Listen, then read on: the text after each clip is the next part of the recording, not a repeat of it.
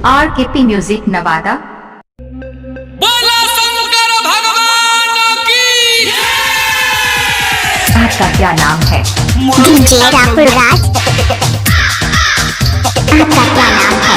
DJ Rahul राज। कहाँ घर है? पुरानी टोला चुन्नू करीब। DJ Rahul Raj. RKP music Nawada.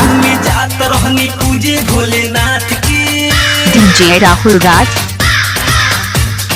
गाँव गाँव करते आइल हो लैलो सपना दात के।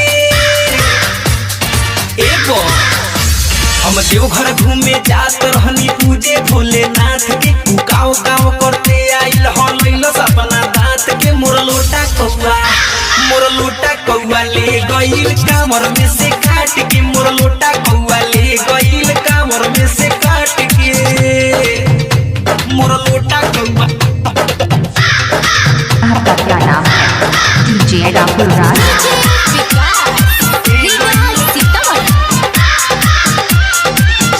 RKP music Nawada.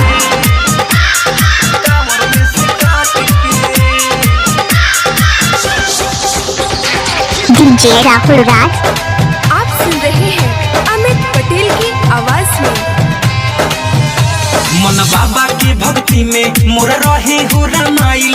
कबले के उड़ल लोटा हमके नाही बुझाई।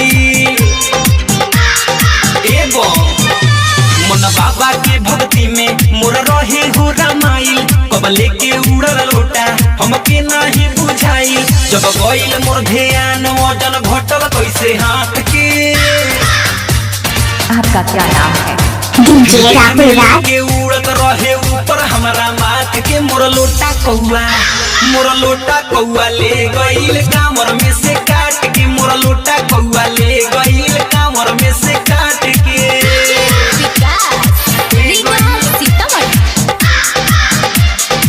RKP music Nawada. कामर में से काट के। कामर में से काट के। डीजे राहुल राज। अब का हम लेके जाइब का भोला के चढ़ाइब। जब जइहे बाबा रूसी कैसे उनका मनाइब। आपका क्या नाम है? डीजे राहुल राज। अब का हम लेके जाइब का भोला के चढ़ाइब।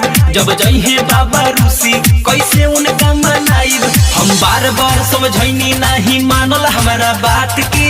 डीजे राहुल राज। एबो हम बार बार समझैनी नहीं मानल हमारा बात के। मोर लोटा कौआ ले गइल कामर में से काट के। मोर लोटा कौआ ले गइल कामर में से काट के।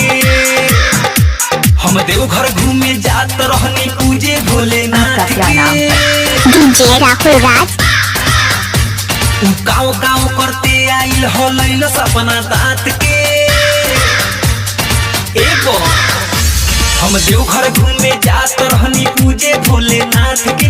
गाँव गाँव करते आइल हो लैलो सपना दात के। मोर लोटा कौआ ले गइल कामर में से काट के। मोर लोटा कौआ ले गइल कामर में से काट के। डीजे राहुल राज।